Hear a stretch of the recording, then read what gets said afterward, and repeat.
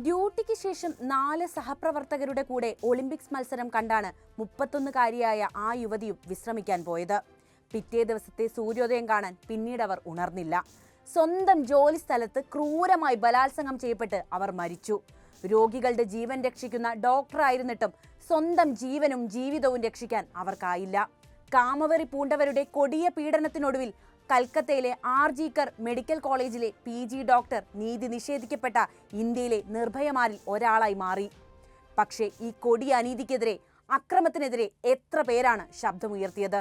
സ്ത്രീ സുരക്ഷ എന്നത് സർക്കാർ പേപ്പറുകളിലെ വാക്കുകൾ മാത്രമായി ഒതുങ്ങുന്ന സമകാലികതയിൽ സ്ത്രീയായി ജീവിക്കുക എന്നത് ഒരു സമരം തന്നെയാണ്. ശരിക്കും ആരാണ് ഇതിന് ഉത്തരവാദി? പ്രതിയിൽ മാത്രം കുറ്റം ആരോപിക്കപ്പെടുമ്പോൾ കെടുകാര്യസ്ഥതയുടെ ഈറ്റില്ലമായി സർക്കാർ സംവിധാനങ്ങൾ മാറുന്ന കാഴ്ചയാണ് നമ്മൾ കാണുന്നത്. കെടുകാര്യസ്ഥത, അനുതാപരഹിതമായ അധികാരികളുടെ സമീപനം എന്നിവയെല്ലാം കൂടി ഒത്തുചേർന്നതാണ് സർക്കാർ ഉടമസ്ഥതയിലുള്ള ഈ സ്ഥാപനത്തിൽ നടന്ന കുരുതിയുമായി ബന്ധപ്പെട്ട് നാം കണ്ടത്. സംഭവവുമായി ബന്ധപ്പെട്ട് ഇതുവരെ അറസ്റ്റിലായ ഏക പ്രതിയായ സഞ്ജയ് റായ് ഒരു സിവിക് വോളണ്ടിയറാണ്. CCTV ദൃശ്യങ്ങളുടെയും ഇയാളുടെ ബ്ലൂടൂത്ത് ഹെഡ്ഫോണിന്റെ അവശിഷ്ടം സംഭവ സ്ഥലത്തു നിന്നും കണ്ടെടുത്തതിന്റെയും അടിസ്ഥാനത്തിലാണ് അറസ്റ്റ് രേഖപ്പെടുത്തിയത്.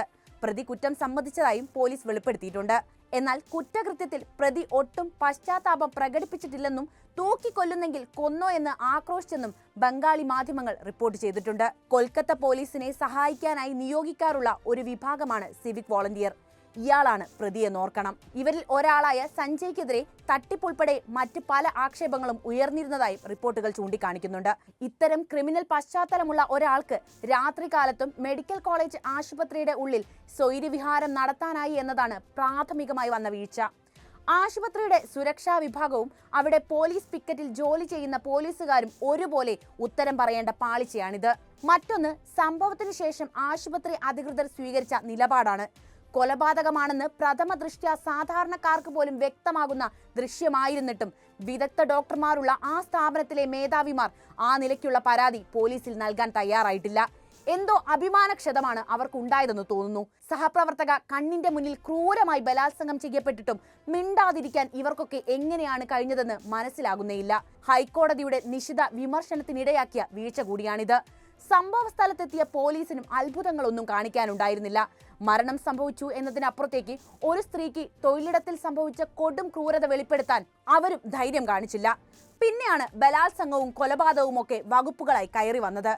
ഇതൊക്കെ പോകട്ടെ, മകളെ നഷ്ടപ്പെട്ട മാതാപിതാക്കളോട്, പ്രത്യേകിച്ച് ഇത്രയും ക്രൂരമായി മകൾ ബലാത്സംഗത്തിനിരയായി കൊല്ലപ്പെട്ട സാഹചര്യത്തിൽ അവരോട് നുണ പറയുകയായിരുന്നു അധികൃതർ. കൊല്ലപ്പെട്ട പെൺകുട്ടി ആദ്യം അസുഖബാധിതയാണെന്നും പിന്നീട് അവൾ ആത്മഹത്യ ചെയ്തു എന്നുമാണ് ആശുപത്രിയിൽ നിന്നും അധികൃതർ തങ്ങളെ അറിയിച്ചതെന്ന് യുവതിയുടെ മാതാപിതാക്കൾ കോടതിയിൽ വ്യക്തമാക്കിയിട്ടുണ്ട്. വിവരമറിഞ്ഞ് ആശുപത്രിയിലെത്തിയ അച്ഛനും അമ്മയ്ക്കും 3 മണിക്കൂറിലെ കാത്തിരിപ്പിനൊടുവിലാണ് സ്വന്തം മകളുടെ ജഡം ഒന്ന് കാണാൻ കൂടി അധികൃതർ അനുവാദം നൽകിയത്. കൊല്ലപ്പെട്ട യുവതി മൃഗീയമായി പീഡിപ്പിക്കപ്പെട്ടു എന്ന് പരിശോധനയിൽ തന്നെ വ്യക്തമാണ്. ചെറുത്തുനിൽപ്പിന്റെ എല്ലാ സാധ്യതകളെയും ചവിട്ടി ഞെരിച്ചാണ് ക്രൂരമായ പീഡനം അവൾ ഏറ്റുവാങ്ങിയത്. ഇങ്ങനെയൊക്കെ ഒരു ആരോഗ്യവതിയായ സ്ത്രീയെ ആക്രമിക്കാൻ ഒരു പ്രതിക്ക് മാത്രം സാധിക്കുമോ? ഈ വലിയ ചോദ്യം ഇവിടെ അവശേഷിക്കുന്നുണ്ട്.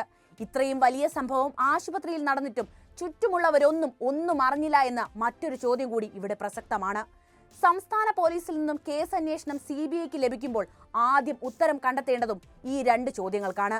ഗുരുതരമായ വീഴ്ചകൾ വരുത്തിയ സ്ഥാപന മേധാവിക്കെതിരെ ജൂനിയർ ഡോക്ടർമാർ കർശന നടപടി ആവശ്യപ്പെട്ടെങ്കിലും 48 മണിക്കൂർ കഴിഞ്ഞാണ് സർക്കാർ അനങ്ങിയത് പോലും എന്നതാണ് മറ്റൊരു ഭയാനകമായ യാഥാർത്ഥ്യം. സൂപ്രണ്ടായിരുന്ന സഞ്ജയ് വസിഷ്ഠിനെ സ്ഥാനത്തു നിന്നും നീക്കി. എന്നാൽ ഇത് സസ്പെൻഷൻ ആയിരുന്നില്ല. കൊൽക്കത്തയിലെ നാഷണൽ മെഡിക്കൽ കോളേജിൽ ഇദ്ദേഹത്തിന് പകരം നിയമനം നൽകിക്കൊണ്ടാണ് പ്രശ്നപരിഹാരത്തിന് സർക്കാർ ഇറങ്ങിത്തിരിച്ചത്. സംഭവം വിവാദമായതോടെ കൂടുതൽ യുവ ഡോക്ടർമാർ നീതിക്കായി പ്രതിഷേധങ്ങൾ ആരംഭിച്ചു. മെഡിക്കൽ കോളേജ് അധികൃതരുടെ മേൽ സമ്മർദ്ദം വന്നതോടെ സംഭവം നടന്ന് 3 ദിവസം കഴിഞ്ഞ് പ്രിൻസിപ്പൽ സഞ്ജയ് ഘോഷ് രാജി പ്രഖ്യാപിക്കുകയായിരുന്നു. പ്രിൻസിപ്പൽ സ്ഥാനത്തു നിന്ന് മാത്രമല്ല, മെഡിക്കൽ സർവീസിൽ നിന്ന് തന്നെ രാജിവെക്കുന്നുവെന്നായിരുന്നു അന്ന് പറഞ്ഞത്. ആരോഗ്യവകുപ്പ് ആസ്ഥാനത്തെത്തി രാജിയും കൊടുത്തു. പിന്നെ കാണുന്ന കാഴ്ച സർക്കാർ ഇദ്ദേഹത്തിന് കൊൽക്കത്ത നാഷണൽ മെഡിക്കൽ കോളേജ് പ്രിൻസിപ്പളായി പകരം നിയമനം നൽകുന്നതാണ്. പ്രതിഷേധത്തിനെത്തിയ അവിടുത്തെ വൈദ്യ വിദ്യാർത്ഥികൾ ചേർന്ന് ഘോഷിനെ ചുമതലയേൽക്കാൻ അനുവദിക്കാത്ത വിധത്തിൽ മുറിയിൽ പൂട്ടിയിട്ടു. സംഭവത്തിൽ സർക്കാരിനെ വിമർശിച്ച ഹൈക്കോടതി 2 മണിക്കൂറിനുള്ളിൽ സ്വയം അവധിയെടുത്ത് പോയിക്കൊള്ളാൻ ഘോഷിന് ഉഗ്രശാസനം നൽകുകയാണ്. കൊൽക്കത്തയിൽ ഡോക്ടർമാരുടെ പ്രതിഷേധം ആളിക്കത്തുമ്പോഴേക്കും സംഭവം നടന്ന് 1 ദിവസത്തിനുള്ളിൽ തന്നെ പ്രതിയെ പിടികൂടിയത് വിജയമായി പ്രഖ്യാപിക്കാനായിരുന്നു സംസ്ഥാന പോലീസിന്റെ ശ്രമം.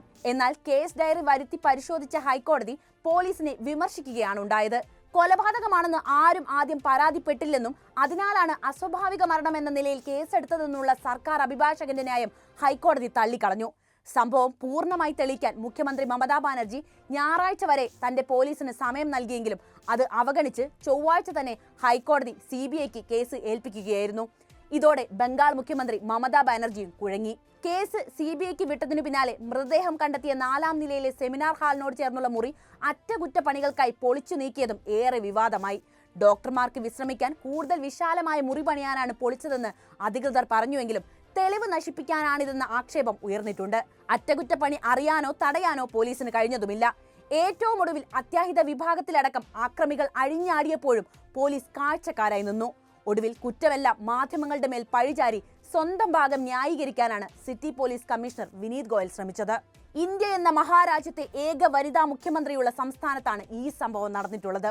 എന്നാൽ തൃണമൂൽ കോൺഗ്രസിനും അനീതിക്കുമെതിരെ ശബ്ദിക്കാൻ പ്രതിപക്ഷ പാർട്ടികൾക്ക് പോലും വേണ്ടത്ര ഊർജ്ജമുണ്ടായില്ല. സംഭവത്തോട് ഉണർന്നു പ്രതികരിക്കാൻ മുഖ്യധാര രാഷ്ട്രീയ പാർട്ടികളും അല്പം വൈകിയെന്ന് പറയാം. മുഖ്യ പ്രതിപക്ഷമായ BJP സന്ദേശ് ഗാലി വിഷയത്തിൽ കാണിച്ച ഊർജ്ജമൊന്നും ഈ സംഭവത്തിൽ കണ്ടില്ല. CPM ആകട്ടെ ബുദ്ധദേവിന്റെ മരണം സൃഷ്ടിച്ച ശൂന്യതയിൽ മരവിച്ചു നിൽക്കുകയായിരുന്നു. ആദ്യം ഏതാനും ദിനങ്ങൾ പ്രക്ഷോഭം ഡോക്ടർമാരുടെ മാത്രം പ്രശ്നമെന്ന മട്ടിലാണ് നടന്നത്. എന്നാൽ രാഷ്ട്രീയേതരമായി സ്ത്രീകൾ സംഘടിപ്പിച്ച പാതിരാ സമരത്തോടെ പ്രതിഷേധം തീവ്രാവസ്ഥയിലേക്ക് ഉയർന്നു കഴിഞ്ഞു. സ്ത്രീ സുരക്ഷ വിഷയമായതോടെ രാഷ്ട്രീയ പാർട്ടിക്കാരുടെ മേലെയും സമ്മർദ്ദമെത്തി.